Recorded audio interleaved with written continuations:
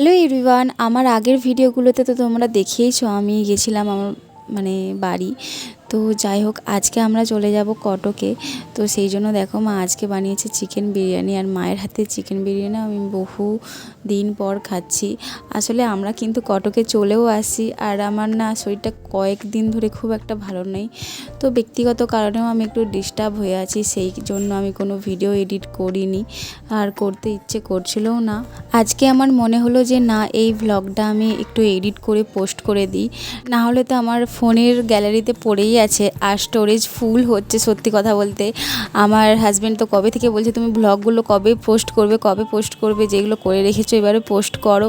তো আমি ভাবলাম যে ঠিক আছে, নাও একটু একটু এবারে পোস্ট করব। আসলে জীবনে কখনো কখনো না এমন পরিস্থিতি আসে, সিচুয়েশান আসে, যেইগুলো সবটা তো শেয়ার করা যায় না। ঠিক সেই রকমই ভালো খারাপ সবটা নিয়েই তো জীবন।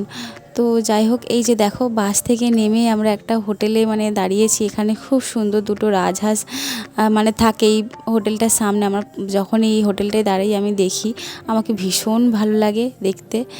আর তো চলো, এই ভিডিওটা এই পর্যন্ত।